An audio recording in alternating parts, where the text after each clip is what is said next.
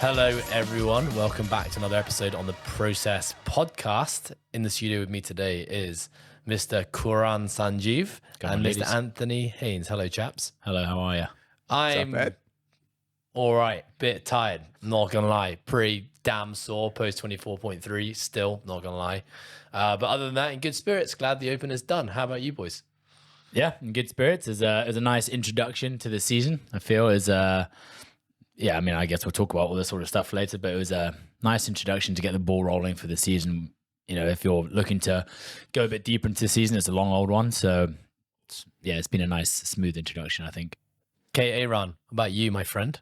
I think it's a good start. I think it's a long season as well. Definitely a lot of learnings, a lot of wins as well. I think it's all about perspective. I think at the end of the day, how I frame events that have happened. But overall, I think it's a good start. I feel like you've just opened a few doors for us to enter. 100%. I mean, you know all about it because we discussed this last week. Maybe we will enter some of those doors in this podcast. So chaps, today we are wrapping up the 2024 CrossFit Open, which just finished. For those who are listening, this is now a week after recording. So I just finished my 24.3 attempt 2 days ago. You guys finished it. Oh, Karan also. Same. Did you do that? Both of us the same day. Oh, yeah, we already did the workout. God, how are you guys so fresh? That's mental. Because you are weak. Yeah. Oh, Jesus. Oh, sorry, that's a Glad you're on lingering the cough other that side of is the still Yeah. hanging around. Okay, so question number one. Overall, what do you think about the open workouts this year? And take us away. It's funny, I was just having this discussion with one of my clients who was hoping to make the 25th percentile or 75th, percentile for his category. And he, unfortunately just missed out by 1 or 2%. And he was asking me what I thought of the workouts. And I said, I thought they were fun, they're inclusive. I think they ticked a lot of boxes that CrossFit was looking for in terms of the exclusivity from last year versus inclusivity this year. Very accessible movements, very accessible for affiliates to run. And, things like not having to film and they're trusting affiliates now, like those sorts of things. I think they accomplished some good stuff. But in terms of a set of tests and a test of fitness, I said to him, I think at each stage of the season, so being open, quarters, semis, and games, it should always be a rounded test if you're getting knocked out at that stage. Because I feel like it's unfair for someone to get 3 tests, let's say this guy who just got knocked out, for him to have 3 tests and then for him to go, oh, but I wish there was like this test, or they didn't test this and that was where I could have done well. But then the next phase or the next stage would be the heavy test or the short, fast, powerful test, whatever it might be, something they didn't test in the CrossFit Open. I think at each stage, you need to be able to say, yep, if you include the 3 tests of the Open, the 5 from the quarters and the 7 from semis and the 15 from the games, it's always been an all-inclusive test of fitness, all well-rounded test. And I don't think they've accomplished that with the 3 tests that they've chosen. Nice. Karan? Yeah, I think I agree with all the points Ant made. I think it was definitely more accessible to gym members, and especially in terms of floor layout as well. I think it was much simpler for affiliates to run the workout without having, for the first 2 workouts at least, not having any specifications in terms of distance between equipment. So that definitely made it much easier than last year when we had the shuttle run and burpee workout, a burpee pull-up workout. And I also think that the first 2 workouts in terms of movement selection were, I guess, easier, simpler movements that most members can execute at RX weight. So definitely the CrossFit HQ, they went along with their theme of it being accessible to most members or all gym members at CrossFit affiliates. And I think the 3rd workout, having said that they would keep it accessible to all members, they still had a separator or a differentiator with I'd say, I guess for myself, a mod heavy bar on the thruster and heavy. With a little, heavy bar. Very heavy. Went to singles. Yeah, I was forced to singles. Close to singles. I was forced to singles. Forced to singles. Yeah. And definitely with the complexity of gymnastics as well, with it being chest to bars and then bar muscle ups versus it just being toes to bar and then pull ups, I think you'll see a better selection of top 25% of people going through the quarterfinals. Now it's just a matter of like the people that make it to quarterfinals, what are the tests they're going to look like, because there's going to be an increase in complexity in terms of barbell cycling. Will it be there? Increase in like the weights. I mean, can they have a 125 kg bar like they did last year with the clean and jerks with the 30-inch box jumps? Probably not, with the increase in the number of people there. It's going to limit the equipment that can be used as well in terms of like GHD. You're not going to have, I don't think there's going to be a GHD in the quarterfinals. Let's not get too far ahead of ourselves and start talking about quarters, but let's keep it based on the open. I want to just jump in and say I agree with both of you. Yeah. I think this word inclusive that keeps on getting thrown around, I think my interpretation of the word inclusive is really giving as many people the opportunity to do the RX version of the workout. I think that's what I see it as, right? And I think last year, the first workout being the retest of 14.3, was it? With the muscle ups at the end, a lot of people felt, although there was a lot of work that had to be done before that, a lot of people felt it wasn't inclusive. So right from the go, they couldn't RX across the open workout. So this year, I think they achieved that by a lot of people being able to RX all three of the workouts. I do agree, though. I think it should always be a balanced set of tests, right? So I think a lot of people feel there wasn't a balance there. Like we didn't test I know it's hard when you only have 3 weeks, right? Which is why I like the 2-part workouts, because it provides another opportunity to get in a test and essentially 4 tests. But if you've only got 3 tests, maybe 4, it's still hard to tick all the boxes. But let me now ask you guys, if we're all saying that we feel like the tests weren't balanced, what tests were missing from the Open this year? Or what type of test were missing from the Open this year? Yeah, I think some sort of max strength lift event, whatever that is. Again, if you want to stick with the inclusivity, you're probably going to go with like a clean, a squat or a deadlift, or maybe even a bench. I know they've done it in the past. I think that's one thing they're missing. I think if you look at it from your average Joe or your average person, I haven't seen the stats on this yet, but you got 2 15-minute time cap workouts and a 20-minute AMRAP, which you're basically working for 15 to 20 minutes for every workout for most people, right? Assuming they got time capped on 2 of the workouts. So for them, there was no like short, hard, fast one, and there was no max strength test, because people in the dumbbell snatch, although the elites could make it a short, fast, hard workout, no one else could. And then it just becomes a slow aerobic test for a lot of people as well. So I guess the question is, because like you said, if you look at the elites for workout 1 was like a 6 to 7 minute workout. Yeah. Workout 2 was 20 minutes for everyone. And then workout 3 for the elites was like an 8 to 10 minute workout. Yeah. So the question then is, should the open workouts be designed based upon the elite, or should it be based upon the average Joe? I still think it should be based upon the elite, but if they want to go for the inclusivity side of things, and this kind of gets hard when you have like affiliates and stuff like that, but you can do what Dave Cash did before and just say there's going to be no time cap and just make people finish it, for example, or they can call out, or at least extend it a bit more so that they can get a score, a final score. You know what I mean? Versus, I think I was saying on our update show today, I think out of all the people who signed up in the Open, only 6,000 something men finished that last workout. And I think there was like 3,000 to 4,000 women who finished the workout. So there's a huge number of people that didn't finish it. And I guess people just, at this stage of the Open, yes, you still want to find the fittest person on earth. That's the idea of the whole thing. But you still want the people who are participating in it to feel like they're successful doing things. And I know obviously people get their first muscle ups, their first pull-ups, their first chest to bars, which is great, amazing. But they feel, would argue they'd feel even happier if they were able to finish a workout. But with a workout like that, if you wanted to remove a time cap, then you couldn't have a heavy bar and a high complexity movement. Yes, correct. For example, they're a 61 kg. So I just said extend the time cap there. Extend the time wouldn't cap. Be so tight. Yeah, I guess it's tough for them, right? Because they have to think about so many things. They have to think about friendliness in affiliates, and some affiliates have 100 plus people doing this. You put long time caps on, it becomes a very, very long day. But I guess, the question is, because what we're basically arguing, what we're talking about here is that the time domains of the workouts should be varied, right? So I think the easiest way that I would look at it, if you got 3 workouts, you got to have something that's short and fast.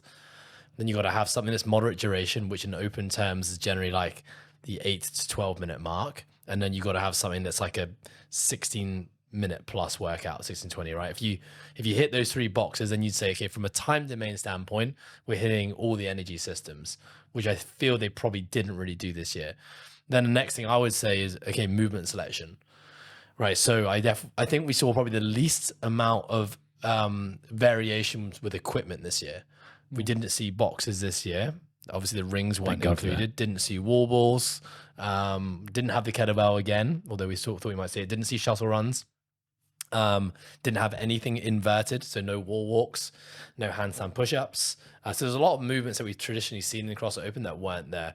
I'm not saying that's a bad thing. I think from the standpoint of affiliates being able to execute this, it made it a lot easier, as you said, Karan. But then in terms of movement selection, over the 3 tests, how do you guys feel about it? Do you think we got a balanced test of different planes of movement, different patterns of movement, different muscles? What are your thoughts? Yeah, I think with the first 2 tests, they were predominantly hinging biased. And then with the third one, we had a squatting and overhead movement with the thruster. And then you had a pulling gymnastic movement. So definitely we didn't have a pressing or inverted gymnastic movement in there, either wall facing or handstand push-ups. Didn't or you fail wall the walks. press and the thruster? Yeah. Didn't you fail the press and the thruster? I did, but that's because that's from the that's just because of my lack of efficiency on the thruster. But I'm talking about pushing gymnastics, right? We didn't have any pushing gymnastics, but with the point of the time domain, Technically, a burpee is kind of a pressing gymnastics. Kind of. I definitely made mine a pressing movement with the way I ended up doing my step. Yeah. Made it very, very strict. But of course, you can obviously flop, snake Good your way through it. hypertrophy, though. 100%. Felt the DOMs for 3 days after. But I think with the time domains, I think for the elite, I think we did hit that. We hit those 3 different time domains. But that's what I'm saying. Should we be designing a space Exactly. in the elite, which is, the 99th percentile?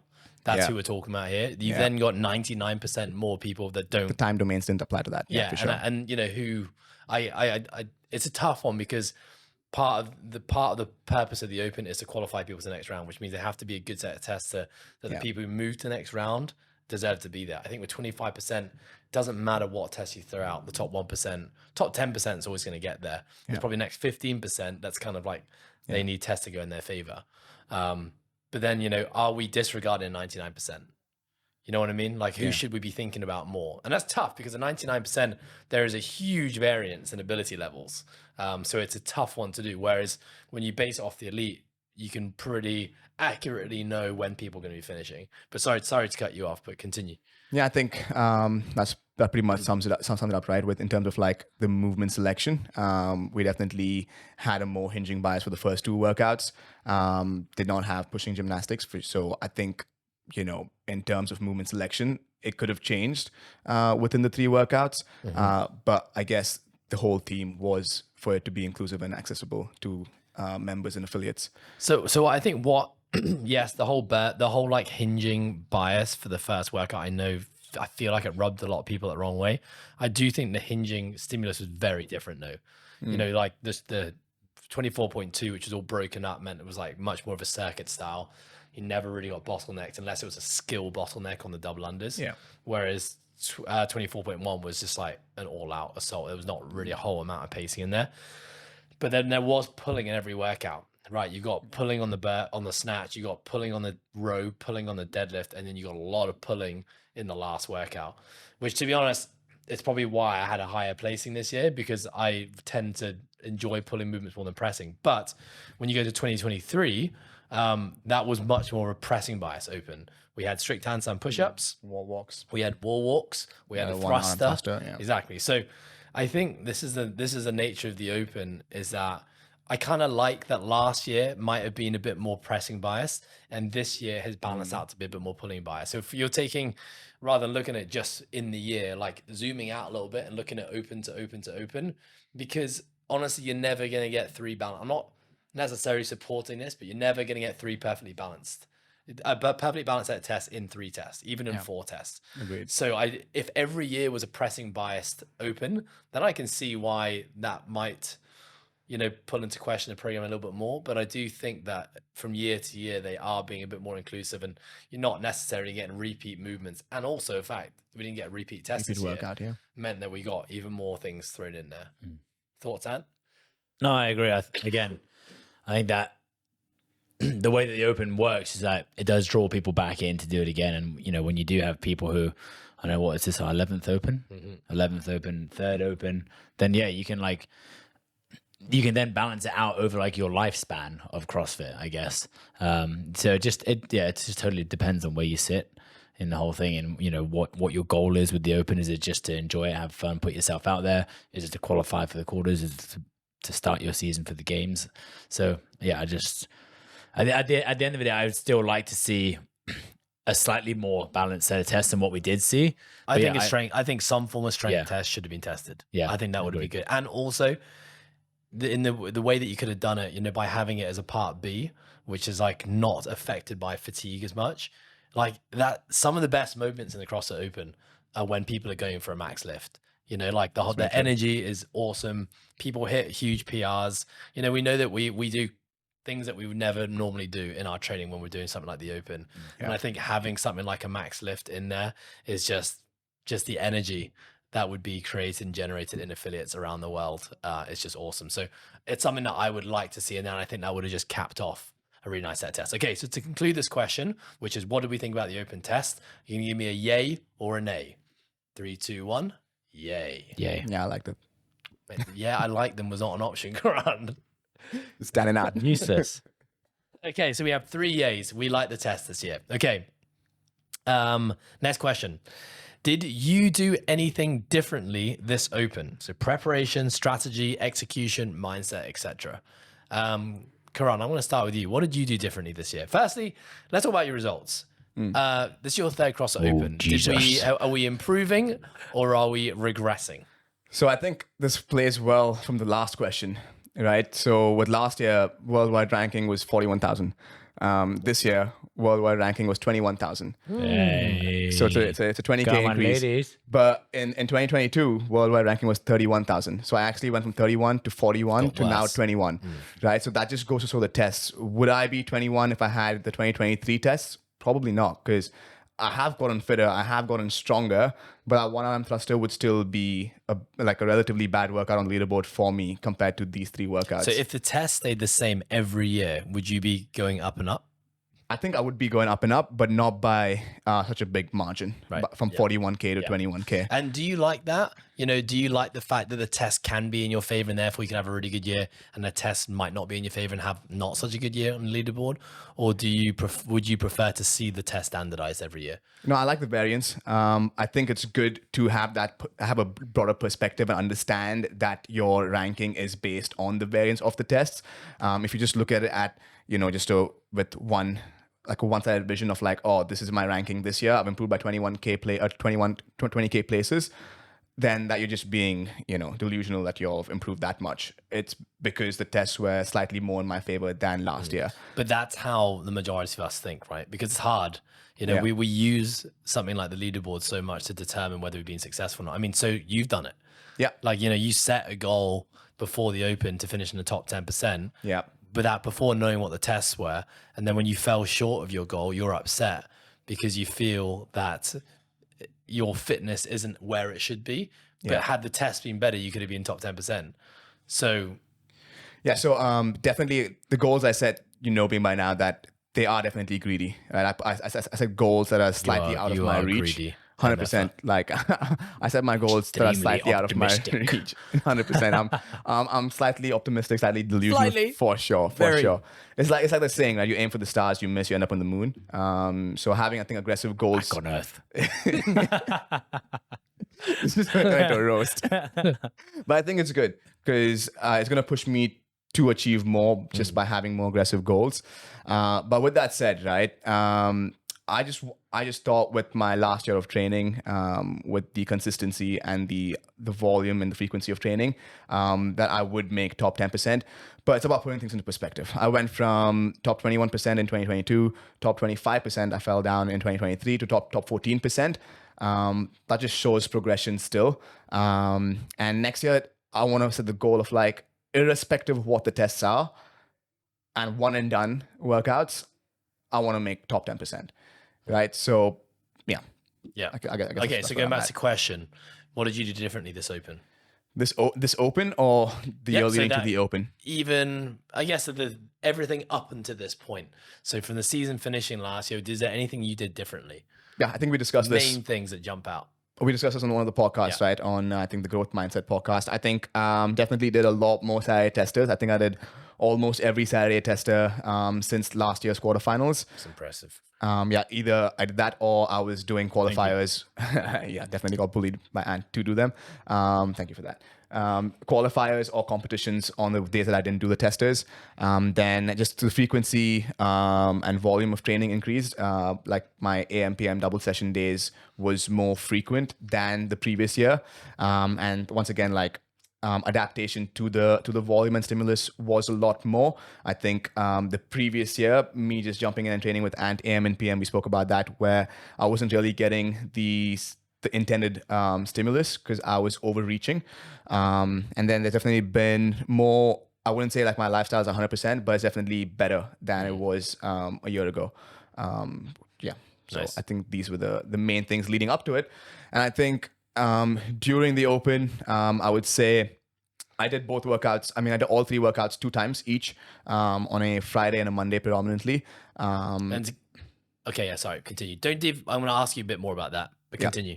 I did both workouts. I did all 3 workouts twice. And then I think just my approach to most of the 6 attempts at the 3 workouts were in a positive headspace where I was enjoying myself. And I definitely came into, I would say, 4 or 5 of those 6 attempts with a proper strategy that I more or less executed. And yeah, I think just more of a positive and emotional headspace. What was the time where you didn't have a positive mindset? I attacked the 24.3 with fear, the first attempt on the Friday afternoon. So if you saw me in the Friday morning, I was just so scared. Is it like 24.1 or 24.3? 24.3, I was scared. 24.1, the first attempt, I was isolated. Yeah, so I would say those 2. Nice. What do you mean isolated?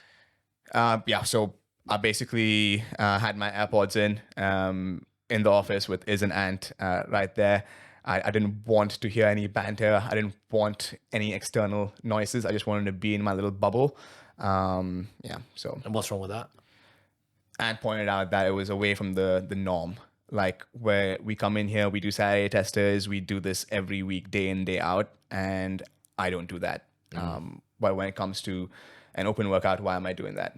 Right? I execute a Saturday tester. Why are you making it more than what it is? Exactly. So I built it up. I built it up so much in my head, not just with the Open, where with the community, with me being so involved with the Open, that it all like built up. I'm like, oh, I just put the spotlight effect where it mattered so much. Yeah. But then after that attempt, I took myself out of it. We had the whole thing where, my reaction after I finished 24.1, the first attempt, then I went back and reflected and then I took myself out of the broader picture. Nice. So I would say 24.1, that isolation stuff, and then 24.3, the first attempt on the Friday afternoon, I was scared. Like I approached the 61 kg bar with fear. Yeah. Because you didn't think you could do it, or? Just because I've been...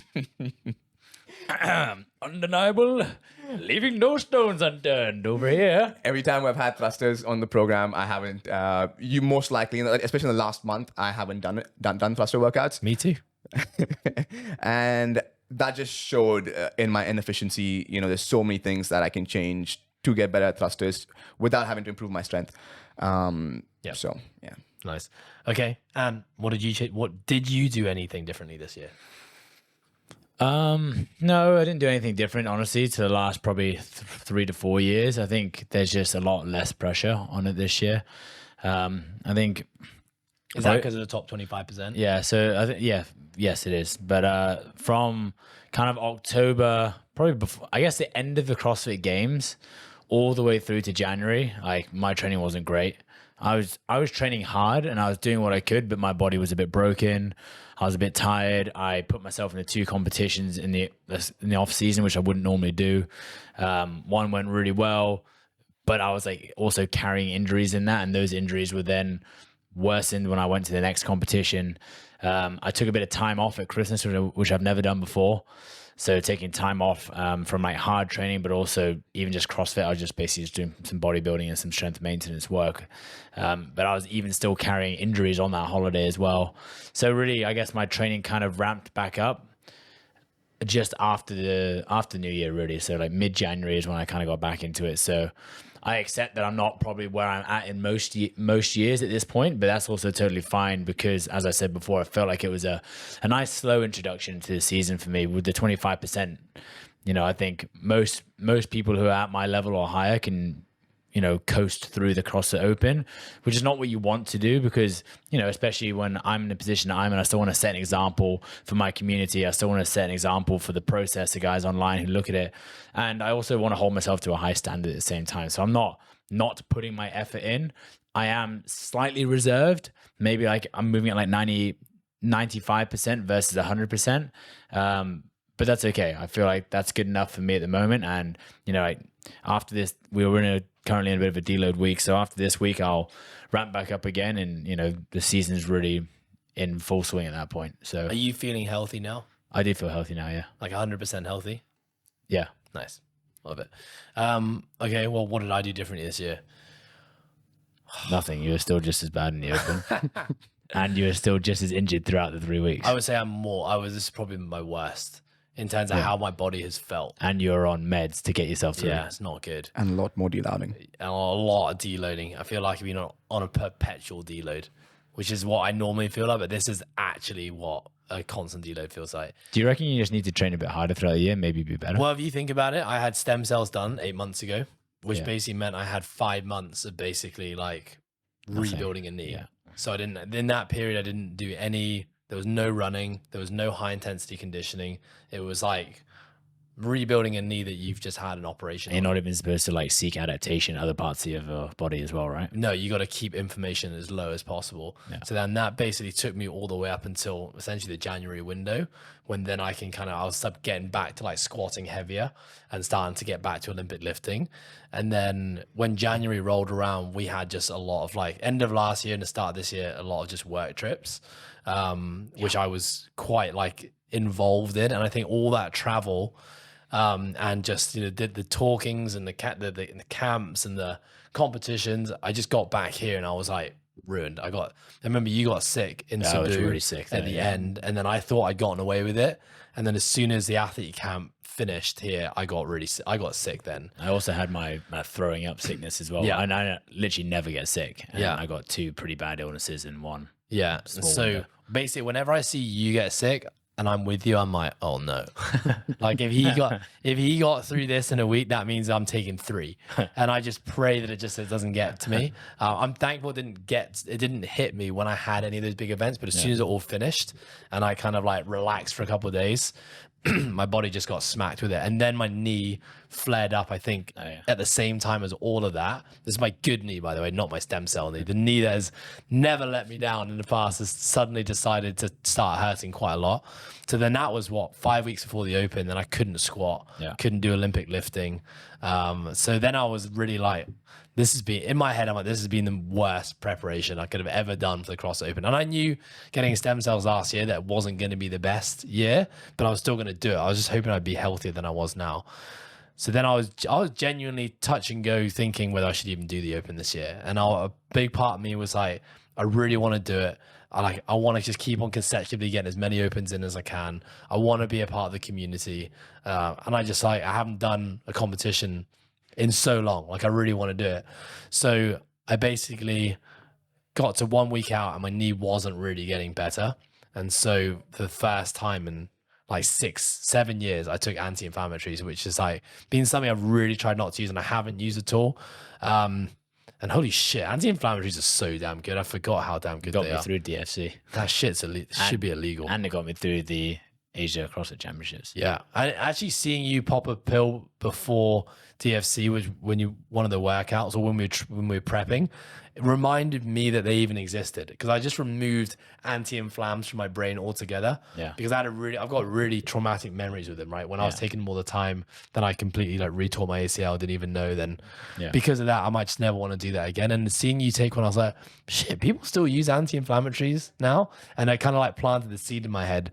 And I was like, okay, this is an option. Once I had an MRI and I knew there wasn't anything terribly bad I couldn't do more damage on it, I was like, maybe I would just use it. And it got me through the workout. And I was also lucky with the workouts. Yeah. Didn't have Olympic lifting, didn't have squatting until week 3. So that was very much in my favor. And then I was at 24.3. I got really sick, which I'm still 24.2, which I'm still a little bit sick for now. And it's been like 10 days, which is kind of still crazy. crushed Karan. Completely destroyed him. But then I couldn't train that whole week. And then I had to push the Open back to Monday, and I hadn't squatted in 5 weeks. So I came into this last workout with just so much doubt. I was like, can I even squat? And like, can I even do this workout now that I'm really sick? I was just like, I don't even know what's going to happen. So I probably had the most amount of anxiety that I've ever had for an open workout coming into the last workout. So anyway, now I'm out, now I'm through it. I feel pretty shit. Now you have a quarterfinals to get ready. Yeah, so basically I'm going to now have to deload again. Probably I'm just not going to stop my deload basically for 2 weeks to see if I can get healthy. Yeah. And if I can be healthy enough in the next 2 weeks to not need anti-inflammatories and feel like I have something to give to quarterfinals, then I'll do it. So with that said though, like going back to what we were talking about with the tests, last year when I felt great and I prepped really well for the Open, I finished in the 96th percentile, which is probably one of the lowest ever finishes I've had in the Open since 2014, because the tests just didn't, they exposed my 2 biggest weaknesses. This year, I came into the Open way less fit, way less prepared and sick, and I finished in the 98th percentile. So again, it just goes to show that whilst on the leaderboard, I've actually sprung up again. That's definitely not a representation of my fitness or strength. Like I just got a bit lucky with the workouts and they happen to be in my favor. So yeah, I just want that to be just a little reminder for everyone. You got to have perspective, like you said, when you're looking at the leaderboard. Good luck in the quarterfinals then. It means all your weaknesses are going to come up. Yeah, all the weaknesses will come up. Okay, next question. Karan, you already alluded to this. Did you retest any workouts this year? And how do you feel about that decision? So Karan, you retested every single workout twice. I feel like you said at the start that you were not going to retest. You wanted to not retest any workouts this year. Is that not correct? No, you came in expecting to redo everyone. Because the year before you had said, I'm going to redo every workout to get the best score possible. Yeah, so the year before I had to redo each workout to make top 10%, because last year was top 10% makes quarterfinals. Yeah. So I was definitely a bubble athlete. With this year being top 25, I knew I would make it with one attempt. Mm-hmm. And I think I might have said I'm just going to do one and done a while ago, maybe like late 2023. But I knew coming in, when the Open started, I knew I was going to do double attempts because I wanted to finish in the top 10%.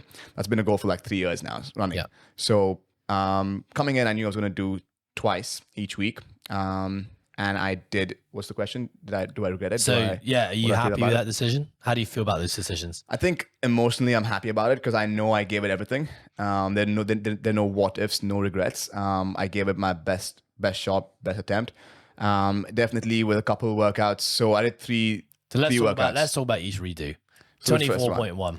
Yeah, 24.1, 24 seconds slower on the redo. You also did that on a Sunday. Yeah, I was about to say that could be attributed to Dom's 2 days after, from a Friday to Sunday versus a Friday to a Monday. That would have been better, but I don't think I could have done any best case scenario 5-10 seconds better. Yeah. Which is still a lot on the leaderboard, but I think it's an accurate representation of where I am with that workout. 24.2, definitely happy with that. Got I think 170 meters more on the 8th row. I wanted to get off the rower so badly. 17 reps more. 18 reps more. I wanted to get off the rower and touch the bar for that one deadlift on the 9th round. but it wasn't meant to be. So I'm definitely happy with that because that's going to bump me up majorly on the leaderboard. 24.3. I just went through 15 minutes of pain to get one rep more, to get one thruster more. And in all honesty, it is actually the same number of reps because I did get no rep on my first attempt on one of the thrusters because I jerked. I ended up jerking it. So essentially, I did the same amount of work, both workouts. But you know what that says, though? Yeah. It says you're getting better at executing your first attempt. But getting dumber at your second attempt strategy. Yeah, he's referring to 24.3. But okay, but also, but in fact, Yeah. you know, when you read, okay, yes, there might be a strategy, there's always going to be potentially a mindset part to it as well. And of course, fatigue, redoing it a second time. But if you're redoing it with full effort and there is no gain or marginal gain, probably means your first attempt is a much more accurate representation of what you're actually capable of, which is a really good thing in my opinion, because if you're an athlete who wants to compete in things like live competitions like you do, you don't have this opportunity to be prepping for workouts, you know, and redoing workouts. So I think that's a really good sign. Like your awareness of your engine, your capacity is improving, that you can drum up a strategy and execute it pretty much straight away. Yeah, I agree with that for sure. But I still think that there are some strategies that I go off a clock with. I think I was having this conversation with Skulk the other day. I think sometimes I still need to go by feel. I think I rely on the clock a lot, especially for 24.3. I literally had numbers written down as to when to pick the bar up, when to jump up to the pull-up bar. And I also think that sometimes I still do base strategies off of other people's performance. So 24.3, the first attempt, I didn't want to go in the morning. I wanted to watch how other people went to have an idea of where I would sit. Because I had no idea which round I'd get to on the 61 kg bar. But after I watched Ant go and I watched Skulk go, I'm like, okay, this is where, because I train with them, so I know in relation to them where I should be. So I based my strategy off of them, right? And the same thing with 24.2, we had a conversation and, you know, you said I should be on the 9th row. And that's where I got to. For me. No, when we spoke. Oh, yeah. Just before we did the workout on the Friday morning, you knew you'd finished the 9th round or you'd be somewhere there. And then I'm like, okay, so I'll be on the 9th row or getting to the 9th row. And that's how I based my strategy off of that. I'm like, okay, if I'm going to be on the row for the 9th time, I got to have this split time per round. So I still feel like I still had to come a long way in terms of being fully aware of my capacity, ability, and pacing. I think I still do base it off of other people's performance and the clock still. That's not a bad thing. It's not the worst thing, but yeah. I think if you're overly reliant on any one thing, then maybe that's not a good thing. But I think using those as reference points is a good way to allow you to accurately build a strategy. And did you retest any workouts, and how do you feel about those decisions? I actually wanted to retest all three of them, but I didn't retest the first one. The reason I was going to retest the first one but didn't is because I just wanted to try the jump up strategy the whole way. I feel like I could have done it. But, you know, relative to my placing and just, I was a little bit sore as well in some places, which I'm normally not. So I just thought it's fine. I'll just move on to the next one. It doesn't really bother me too much. 24.2, I redid it again because my double unders were absolutely horrendous in the first attempt. And like, it didn't actually reflect the effort that I put into it, just because I was just really sloppy on my execution on it. You know, for whatever reason, whether it's just technically it was poor or I just haven't done much jumping at all. You know, I just wanted to do it again, and I went a lot better in the second attempt. In 24.3, honestly, I had just scared myself out of going hard. I don't know on if your I was, first attempt. Yeah. I mean, I finished the first attempt and I was literally, as soon as I finished my last bar muscle up, actually, as soon as I finished my 9th round, I was like, this is a waste of time. I've actually just wasted 10 minutes of my life doing this. I'm going to do it again. So finished, and I was just really disappointed in my lack of self-trust and self-belief that I had. I'm not blaming you, but obviously having a conversation with you at the beginning, saying I'm going to break everything up. Well, I was surprised that you had said that you were going to break it from the start. Yeah. I was like, oh, I would never have thought that I'd hear that. Yeah. I don't know why I thought that, but I did anyway. Because just, you know what? When you said, when I first saw the workout, in my head, I was like, on Monday, I'm going to break this into 6-4 on the chest to bars, and I'll break the thrusters into 4-3. And then when I spoke to you and you were like, I'm going to break it 6-4, I was like, oh shit. I like, if he's going to break it 6-4, I definitely shouldn't be breaking it 6-4. Yeah. Well, actually, in this case, so what actually happened is I actually watched Christian Holter do it online, who is actually just giving birth to a child. So I don't even know why I'm even looking at someone like her, who's still a phenomenal games level athlete. And she finished about the similar sort of time as what I finished in my first attempt. And I almost modeled it like rep broke for the rep same, yeah. off that. And I was just thinking, like, she's good. Her gymnastics are also very good. And I was like, I just don't know if I have the ability in the thruster. My gymnastics also haven't been feeling great for whatever reason. I don't know why. I've been going over like changing between different grips and things just felt a bit weird. But when I came in actually on Friday to do the workout, they actually felt really good. My thruster also felt really good, but I just didn't back myself. So as soon as I finished, and I was like, for fuck's sake, I'm just gonna have to do this again on Monday. So like, you knew straight away. literally as soon as I finished my last bar muscle, even though I'd finished 3 minutes ahead of everyone else in the room, I was like, that's just not good enough. Like, that's not where I'm at right now. Just honestly, just got the execution was perfect, but the strategy was wrong for where I'm at. So I came in on the Monday and I basically said, I'm not breaking any thrusters, where I broke every single thruster last time. I didn't break any thrusters, kept the gymnastics the same, and I went almost like a minute and a half faster. I feel like every time thrusters show up in a workout, it's like this a bit of a catch for you. Yeah. And you have a bit of self-doubt as to whether or not you can do it or not. It's when it's above a certain weight. It's when it's like 61 kg and above for some reason. But like, they're actually not that bad. I'm not that bad at them. I put a lot of work on my positions and they're actually not bad at all. Yeah. But yeah, in the past, like, fuck, I remember doing Friendly Fran in that quarterfinals one. It was like You were a mess, semi-finals. though. You were not healthy that year. I was not healthy, but still, like, that really fucked me up. Like, I was on the deck for like an hour. Yeah. I couldn't move, and I started to do 3 workouts that day, and I was not in a good place. Yeah, that was you a were- 52 kg Yeah. bar. I remember that wasn't good. Yeah. Well, I didn't redo any. And holy shit, if I had redone any, I hate to think what kind of state I would be in right now. But genuinely, after 24.1, I was so sore. Like, my back and my triceps and the burpees, I hadn't been that sore in a year. And again, I was just like, okay, this is accurate for the work that I put into this. Like, I haven't done any high intensity burpees, high intensity snatches. That was like 20% higher than I'd been in a very long time in terms of intensity. So I was like, I'm not surprised how sore I am right now, but I couldn't believe I'd never had burpees make me that sore, and it wasn't even that many. So straight away I was like, okay, my body's definitely not ready for this shit. But it just goes to show that I could still push. I still had it in me to be able to do it. Just my body just wasn't primed for it. The second workout, and in hindsight, if I was healthy, I'd like to do that workout again, because I just went with a step up the whole way. And I think in hindsight, I definitely could have done a jump up. I went a step up the whole way, pretty much. No, you moved to jump up. Only in the round of 9s. I would change my step up technique. I would rather than coming up to the outside, I would come up through the middle more. Yeah, that was a bit slower, and I would probably move to a jump up on the first set of 9s versus just the second one. I would try to jump up the whole way. Yeah. So, but I just knew that, okay, this is, if I can get through the Open, doing each workout once and be healthy, that would already be a win, because I knew that was going to be pretty touch and go based on how I was feeling. So as much as I wanted to redo a workout, I just knew from a health perspective it wouldn't be smart for me. So like by workout 2, I was actually feeling pretty good, but I really had to take it easy that week because my body just took so long to recover after the first workout. Second workout, I feel like didn't really. Oh, actually, no, that's not true, because I hadn't double undered in like 5 weeks. My calves were destroyed from those double unders. So then again, I had to take it pretty, and then I got sick. And then the last workout, obviously doing that on a Monday, there was no chance I could have redone that anyway. So I have really not really done any redos in the last few years. Last year, I redid the last workout, the handstand push-up one, because I remember I didn't get the standard right the first time. Yeah, I went super narrow with my fingers rather than going thumbs. I remember after speaking to you about it. And you also want to hit the 83 kg bar. Yeah, because I knew I could hit that. Yeah. But it was just my handstand push-ups were just so slow. I mean, they're always damn slow, but they were just really slow the first time I did it. But even with this year, with the second and third workout, with your execution and strategy, you wouldn't want to redo the workouts, would you?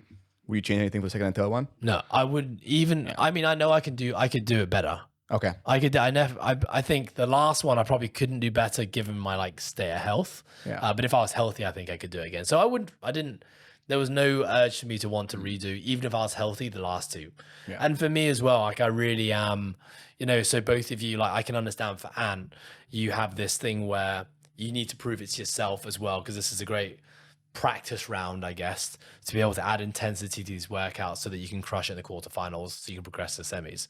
Also, like, you're holding yourself to high standards because you're representing the process, and so you have reasons beyond just qualifying to quarterfinals, which might lead you to redo something. Karan, you set yourself a 10% goal, even though you only need to finish 25% because your ultimate goal is quarterfinals. But because of that, you have more of a reason to redo workouts. I just don't have any of those reasons. I would love to do quarterfinals with the community and be able to do that in a healthy state. But that is actually my goal. You know, what I finish in the Open really has zero bearing on my season. So I don't feel any pressure to have to do it unless like last year, I was just really unhappy with how I did something, and I know I just wouldn't want to live with myself because of that, then I wouldn't redo. Okay, next question. Are you satisfied with your Open performance? So this is tying it all together now. I'll start so you can move on. Okay. Yeah, I'm happy with where I'm at right now. I think I've got a lot of fitness to give and a lot of results to give over the next few weeks and months, so I'm happy. Nice. Karan, satisfied? Yeah, I'm happy. I think I'm going with the quote that I've been using for a while. I'm happy, but I'm hungry. I want more. I want to do better. Yeah. Yeah. Okay. Well, I'm satisfied with my performances. Not too happy with how my body is, but I also can't. Anti-inflams, mate. Yeah. Well, no, I'm not taking those again. I'm not surprised. Celebrex and Voltaren. Not surprised how I'm feeling. What, double whammy? Yeah. Both down. Yeah. That's not going to be good for me. Okay, moving on. What is one key thing that you learned about yourself this year as an athlete or as a person through the Open? And I think the CrossFit Open is much less about me. Although, everything I've just said makes it sound like it's about me. I have a lot less energy put into my performance for the Open now than I do for my clients in our community. I feel like I have a lot more to give to other people because I feel like the pressure's taken off me now, so I can give a lot more to other people, and the process and the coastal community around, which is it's been quite nice to be able to do that actually. Nice. And do you resent that? No, you're happy with I mean, that? if I didn't qualify, I'd be like, yeah, fuck you guys, I won't do that again. But I did, so we're good. I can do that again. Nice. Karan? I'm gonna steal his point. Mate. Point. Come on. It's a very good point. It's a very good point. Hey, you need as much energy in your performance as you can get. But I think I like this point where I did want to dedicate a bit of my energy to the community. So the way I divided my energy, a bit. yeah, the way I divided my energy and my focus was, okay, Friday was going to be about my performance and for our team, and then Saturday, once the workout's done for me on Friday, Saturday everything's going to go to the community. And then the week Unless before, someone's going to beat your score. that's not true. I would say you did a very good job of that. I think you did an exceptional job. Thank you. And my own point is, I was just thinking when you asked Ant the question, was I think the spotlight effect. I think I went on both sides of the coin, where I think taking myself out of the frame and like looking at the bigger picture and not putting so much pressure on myself, and it's just another workout. When I attacked 24.2, that was my mindset was in a much more positive headspace versus 24.1. So I think, just putting things in perspective, that life moves on. Nobody really cares. I think, talking with Ant definitely made a difference. Nice. How about you? Then? Your body is degrading Yeah. at a rapid rate. Yeah. I think you should talk about the fact that even though you just that would be my learning is that even without the preparation, the difference is without preparation, I can still do it. I can survive for 3 weeks, but without preparation, barely. I can't. I'm not thriving afterwards, and that's a trade-off, right? If I'd have prepared, I could thrive in the 3 weeks and thrive in life afterwards, which is really what I want. Like, I don't want the Open or any competition to take away from the quality of my life for a long time leading up to it or after it. But you don't forget how to push. And I'm really happy with the way that I did push. So again, the reminder is the same shit I've said the last 3 years, which is if I want to do this and bounce out of it and be healthy, I got to put in the work before. This year was things which were somewhat out of my control, like sickness and injuries, that stopped me doing that. So yeah, good reminder. Good reminder. You got something on the tip of your tongue, you little grin on your face. I'm just thinking what you're going to be like after quarterfinals. That's all. Yeah, I'm actually, as I'm talking and as we're reflecting, I'm thinking about how I feel right now. I'm thinking, do I want to do this again? And probably be even worse because it'll be cumulatively like you'd be fine. 8 weeks. You're deloading for 4 weeks. You'd be all right. That's a problem. If I deload, then do the quarterfinals. You'll be Think about fresh. how much of a mess I am right And now. then deload again for another 4 weeks. That's what I don't want to do. You're going to do that anyway, so you may as well. Listen, I'm probably going to do the quarterfinals, let's be honest. Worth it. Okay, name something that you saw in the process programming community during the Open that deserves recognition. Ooh. So I guess process when we're program saying in the process community. programming community, we have the coastal community here and we ran, big Saturdays, 4 back-to-back classes, at least 80 people coming in and doing the workouts. So obviously we saw people in our community here doing pretty damn amazing things. But when we talk about the process community, we've got, 9 affiliates around the world, all doing the same thing in their gyms. And then we have all of our online subscribers who are also doing it. So we have to think about all of those people in total. Is there anything that you thought deserves recognition? I want to say Alakan. Yeah. He was pretty damn what a savage. Savage What kids. a Pretty savage crazy. week. So in week 1, he went. He was in another part of, where was he? He was in Uzbekistan, maybe, I think. So by the way, was Alakan is Turkey. one of our No, online Turkey's second. one of our online subscribers used to live here in Hong Kong. Yeah. Still follows the program, yeah. Yeah, so Ali Khan was now relocated back to Kazakhstan. So he knew he was going to get through the Open. We knew, we both spoke about it. And I said, you'd be fine. 1 attempt in each one. Don't worry about your score. It's going to be good enough to take you through. But then he also booked in 2 competitions, one during 24.1 and one between 24.2 and 24.3, basically. The first event, I think it had 8 events and he didn't even make the final. So and they were pretty savage, and that was actually called the Savage Games. So he did that. So don't forget, every time he goes to one of these events, he got 2 flights as well. So you got the flights, got slight time difference, and then he came back, he did 24.2, did 24.2. He landed from the airport, went straight to gym to 24.2, which was a bad decision for him. I told him he should have waited till Tuesday morning, but lost in translation, whatever. Then he travels to Turkey to do another one, which is again pretty brutal. And he was doing the intermediate level, but still they were hard workouts.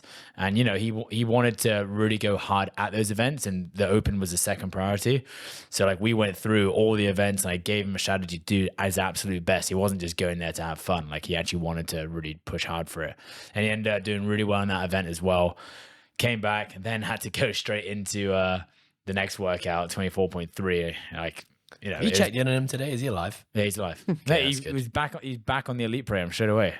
God, But he is respecting the deload, so it's okay. But still, that's pretty amazing. That's very Based on impressive. three competitions essentially in 3 weeks. Yeah. You got anyone that jumps out to mind? Yeah, I think within the team, I think Ant on Saturdays, the energy that he brought, and of course his guidance with helping to organize everything behind the scenes. I think Chris on Fridays, everything that he did. I think he put, the live stream and making everything smooth for us within the team above his own performance. He always went in the last heat. Just here for fun, though. Don't forget that. He's doing it for fun, so he can't afford to do It's that. really fun when you lose to me. So I think Ant and Chris within the team, for the community. And I think within the community, I think a lot of our 7:15 a.m. members, a few names that jumped in my mind, Chu, Enoch, Chunky Chung, they definitely, I think all our members, it brings out the camaraderie and, brings them all closer together. But I think a lot of the other members were not there just for their classes, but came in on Sundays, came in on Tuesdays, came in on Mondays, helped judge other people, didn't do their own training, but chose to instead just judge other people, help out with that. So I think, these few members within our community, I think that's crucial. Yeah, nice. I would say that, I'll start with the team. I think this was the most collaborative team effort that we've ever had for the CrossFit Open.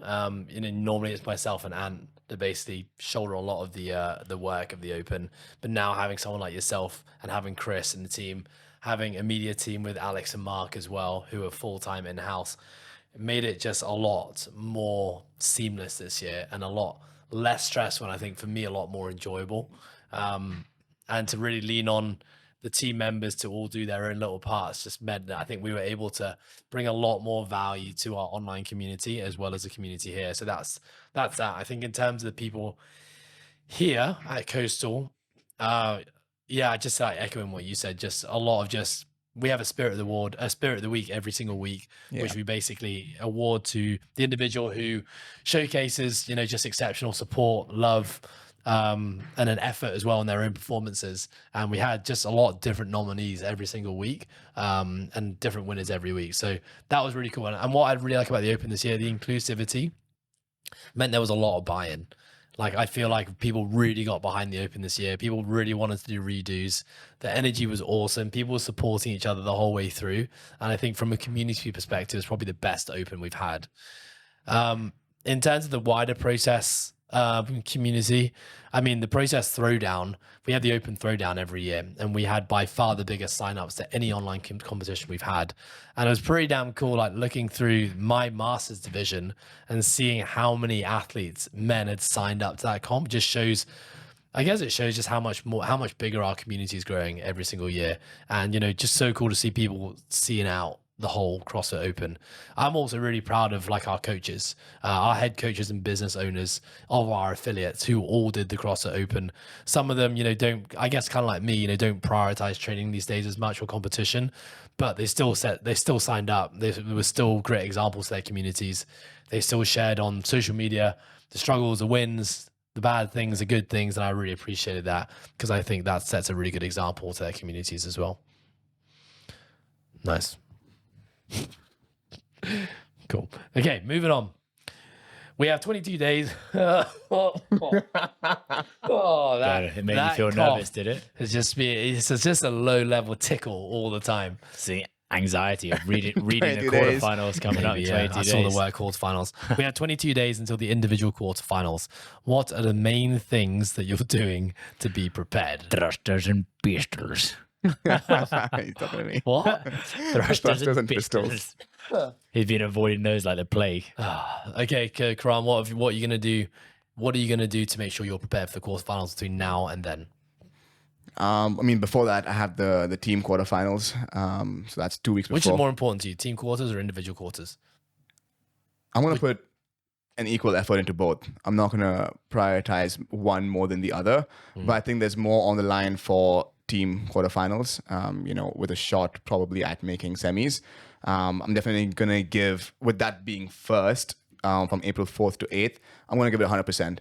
And then how I come out of that weekend or those 4 days, whatever I have left to give 2 weeks after, I'm going to give everything I have again, from April 17th to 22nd. We also have a little Creamfields concert on April 14th. I'm definitely considering not going now. But apart from that, I'm going to respect the deload this week. In terms of weights, cramping today did not help with that. But I'm Perfect. That's how you want to kick off a deload.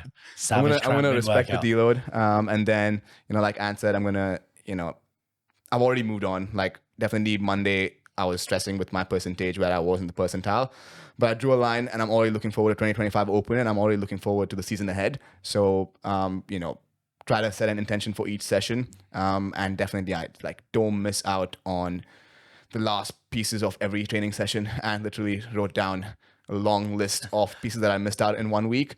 And that made me 3 days. Actually. I know it made me realize that I do double sessions, but I actually skip out on a lot of stuff. Yeah. So definitely ramp up training from next week, leading into the 2 quarters. Nice. And I think I'm just going to try bring a bit more intensity to the pieces that require it. A bit more focus, a bit more intensity. I do it every year anyway, so it's nothing new to what I do. Otherwise, honestly, much of the same. I trust in my ability to pick up as I get to the important stages of competition. Are you someone who typically enjoys the Open more than the quarterfinals? No, I fucking hate the Open. Because of the nature of the tests. Oh, yeah, I've just never been good at it. I don't know, I'm fucking crap at it. I'm just so shit. Not shit. Relative to like my peers and competitors, and then I turn up in in-person competition, and I'm way better. I fare way better. Yes, of course, it can be the nature of the workouts and whatever, but I don't know. I'm just dog shit at the Open. Yeah. Makes me feel shit sometimes. Yeah. How about you? What are you going to change? Well, mine's just about recovery, if I'm honest. More float tanks and ice baths. Oh, yeah. And saunas. Yeah, a lot of all that. Yeah, I'm just gonna. So for you guys, you're deloading for a week. I'm gonna deload my knee pretty hard for 2 weeks. Yeah. And then I'm gonna try at the 3-week mark from now to try and do all the movements that I think I need to be able to do. So squatting, pistols, Olympic lifting, jumping, and if I can do everything without pain, I'll basically have 7 days or 8 days to try and get some volume into me. And then I'll do the quarterfinals. You're going to do a sorry. Yeah. You're going to do a simulation weekend like 2 weeks before. Like Well, the probably simulation during the same time as the team quarters. So yeah, the simulation weekend, I'll just have to see if I can do it. Like I don't want to do the quarterfinals on anti-inflams. That's basically that's my mission. And if I have to rely on them, then I'm not going to do it. So this is like long-term health for me. Like at the end of the day, like my knee is sore for a reason, and I need to figure out why it's hurting me. And if I keep on masking the pain and just doing hard shit on it, I could potentially be doing more damage. And I just don't want to do that. If you're going to deload for 2 weeks now and like not do like any, aggressive knee flexion, would you consider taking anti-inflammatories to speed up that process, but you still like don't do it and then go, oh, I'm going to snatch today because it feels good? Yeah. Is that something you thought about doing? Well, to like speed up the whole recovery? Yeah, because I think what the anti-inflammatories are actually doing, they're at the site of the knee. Yeah. They're basically deactivating the sensors that pick up and sense pain, and then that obviously changes the signal to the brain. But I mean, the reason I want to do rest is because I know that when I have rested it, in the 5 week DNZ Open, it got better. I could feel it getting better. I never gave it enough time to get fully better. So I'd be like, oh, this feels pretty good today. Then I do something, be like, okay, no, it's still not right. So I feel that. And because I got lucky with the workouts and not having squatting for the first 2 weeks of the Open, and I didn't squat as well, I got an extra 2 weeks of rest in that period as well. So I feel that 2 weeks from now, I might actually be okay. I'm just hoping it. Like even right now, it feels pretty good. I actually think taking the anti-inflams and like working my quads, which I haven't been able to work for a long time, has probably actually been a good thing for them. So I'm just going to take that approach. Nice. Yeah. And I also just don't like what anti-inflams do to things like your digestive system. Yeah. Like I just don't want to do that. Little shits. Yeah, exactly. Okay. Right. Boys, thank you very much for sharing your thoughts on the CrossFit Open. We are now going to move into what we call a lightning round. Now, I asked Mr. Nothing Chris about Twiles Karan is lightning. Nothing about me is lightning either. That's true. Or me, actually. In fact, we're all pretty fucking slow to itch. Okay, the lightning round rules are as follows. Ed will read one question out loud. I have not seen the questions before, by the way, promise. Everyone must answer the question out loud as soon as Ed finishes reading it. Your answer must be one of the following: Ed, Karan, or Ant. You may briefly discuss your answers after before moving to the next question. Are we ready for question one? Do we all shout the name out together? As As soon as it comes to your head. As soon as it comes to your head, you shout out the name. Let's go. Question one. Whose open performance exceeded your expectation? Ed. Ed. Yes. Thanks, boys. Question two. Whose open performance went exactly as you expected? Karan. And Ant. Can't Karan say was myself. worse than I thought he'd be. Yeah. And you were just really good. Question three. Who would write the best open workouts? Ed. Ant. Oh. Yeah, and you would write some pretty good workouts. They'd be pretty savage. Yeah. Can I elaborate? Yeah, please. Why? When we put a 1 minute timer on. Okay, a lot of people have been doing this on their podcasts. So what you're gonna write? And you can talk back. You're gonna write the best CrossFit Open workout right now. No, that's not what they're doing. So, what are you doing? No, I was just gonna say the reason why is that I think I don't know. I do sometimes think that the CrossFit Open needs to be like an aggressive set of tests, and a lot of the time, I think. For you sometimes look at almost too much balance sometimes, or it's too complementary. Whereas, sometimes it needs to be like a handstand push-up and a double under and a snatch at the same time. And I think that I could probably bring the pain to that. But are you not then going against what you said was important at the start of this episode, which is finding a balanced set of tests in the Open? Well, I believe I'd be able to find that through some other tests as well. Okay, cool. Yeah. So you're saying you'd create big bottlenecks in workouts, which really favored a certain type of movement. But it wouldn't have to be like a muscle up though, you know? yeah. It wouldn't have to be like a really, really high skill movement. It could be like a single under, a dumbbell snatch, and a burpee would be a pretty savage combination, for example. Single is quite nice. That would make it a bit easier than what we had. Yeah. But what I'm saying is inclusive. You can still make it inclusive. Well, I like your justification, but unfortunately, you're in the minority. That's true. And you've not been voted into the tribe. Fuck you. Question 4. Who would you ask for strategy tips? Not Karan. Not Karan. Or Ed, actually, after 24.3. And That's a hard one. Ed. I can't pick between the two of you. Well, that's come on. unfortunately not an option. that's not an option. You could say or, actually. He said Ed and or Karan. I said Ed. I said me. I'd ask myself for strategies. It's hard. You can't do this to me. Go on. Yeah. Mate, we're still gonna love you either way. I'll fucking hate you if you don't say my name. Me too. I'm gonna say my own name, Karan. Oh wow! God. Really? Wait, you I'm don't see copying your that. second You attempt? as a strategist. I'm copying that. Oh my. Okay. I like to bounce ideas of both of you. You're so officially fired from the process. Question 5. Who would you want as your judge? Ed. And Ed. I'd say myself. yeah, I'd say and. Would you want me as your judge? I really struggled counting as double unders in the second workout, and I also true. No, you shat also myself. no repped skulk last year. I remember. What Was I it know fair no rep or not? What I know rep and what? I don't remember. Oh, it Was it a fair no rep there? 100% is a fair no rep. I think it was He didn't complain at all. Oh, that's good. It was a burpee. to you. I think it might have been a burpee pull up. I don't know what it was, but he got no rep last year. But I think with yeah. Ant, I get anxious. So Actually, What, with me judging you? yeah, What? I don't know. I'm just counting he reps. just That's wants not to doing impress anything you. He's scared that if he doesn't do well, that you're going to disown him as a friend. No, I definitely have like. I think when it comes to anyone else, I don't feel like I'm letting them down. But I think when he's Thank you. judging me, Yeah. I feel like I'm letting him down. Done. He's judging you not just on your reps, he's judging you as a person Like at with all the times. CrossFit Games, with AFC qualifiers, when I couldn't pick the bar up, and he was shouting at me to pick the bar up, I'm like, I felt like I'm not letting myself down, letting him down as well. Yeah. So I didn't like that feeling. But I know where it's coming from. It's all from a good place, and it's just my own perception of it. Yeah, So- I would choose Ant because I think you're a good judge and you would make me hold the movement standards, which I need I choose sometimes. Skulk. You would choose Skull. Yes. I would probably. I like you on the side from a because you're kind of like me in terms of you like to use a clock Yeah. and like have strategies and basically tell people where Hold you they're at in the accountable like workout. that, yeah. Yeah. So I like having you on the side, but you probably couldn't do that if you're my judge. I could actually. Wow. Well, you could do both. Multitasking, yeah. I don't know split times, holding people accountable for their strategies, multitasking. Talented. Yeah. Who actually judges you guys for most of your workouts? This All year? three Skulk. All three Skull? Mark did a few. You did one. I think Izzy might have done one. I can't remember. Who did my first one? No, Izzy did it at the same time as me. 24 point. Yeah. Skulk did my first one. Skull did it. Yeah. I had Krishka judge 2. Yeah. And then who did my last one? Chris Tuazon. Chris Tuazon basically came in the office and was like, "You doing it today?" Said, "Yeah. Can I judge you?" I was like, "Yeah, I'd love that. Thank you." So, what's your depth? I'm like, "Mate, do you want me to succeed or do you just want me to fail?" I'm like, "You just don't want me to beat you, do you?"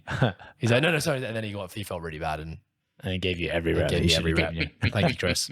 I mean, to be fair, Karan was the most lenient judge on 24.1 as well. Yeah. He literally been watching the burpees, but he's not even watching the burpees, he's actually looking at me because he knows I'm going. I'm like, there are no reps. He's going, try jump over the number. Oh shit, she's doing it. Jump over the number. Jump over the number. 3, 4, 5, 6, 7, 8. I'm like, come on, what's going on? He's referring to Steph. Yeah, well, I wasn't gonna throw names, but she's quite hot, so I can understand. Is that why? Is that why you didn't do it? Is that why you gave all the reps? No, because Because she's my teammate. yeah, she's on my team, but it wasn't because of that. It was. Deletes that from the podcast, please. I know we should. It wasn't because of that. I think from my angle, it was one leg was going over the dumbbell, and the other leg was like half over the dumbbell. Literally half. dragging along the floor behind the dumbbell. It was quite a tough one with the. What is so easy? I'm just trying to play. Chest touch devil's the floor. advocate.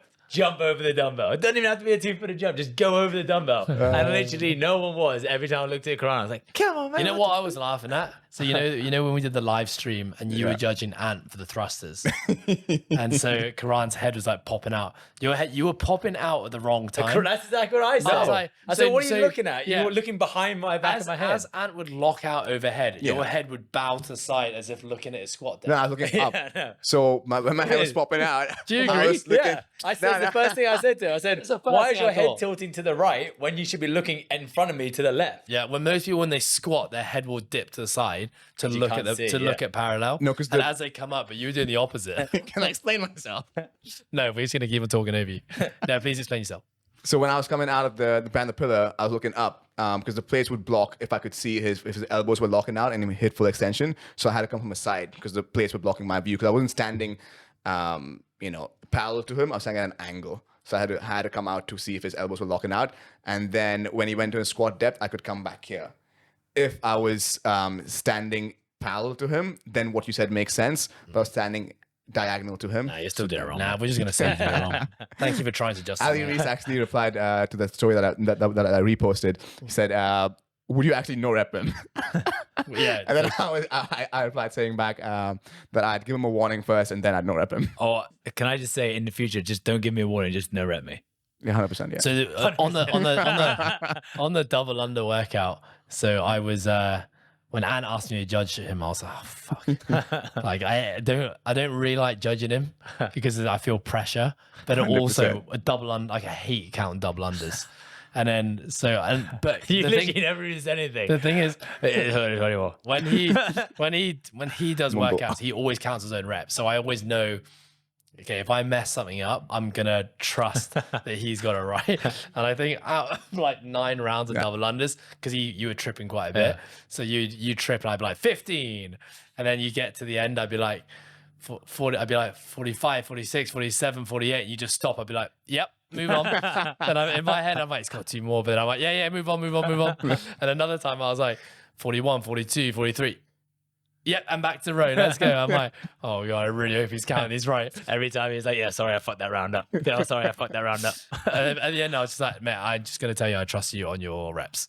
Yeah, I hit all my reps anyway. It just took me a long time to do it because I broke about 100 times each Yeah, there's round. no way I was going to judge Ant on that double under workout because I think last year, one of the workouts, I did judge in double unders and I didn't know that he jumped straight into because I was still learning double unders properly and I was going single into doubles. So I never counted his first rep.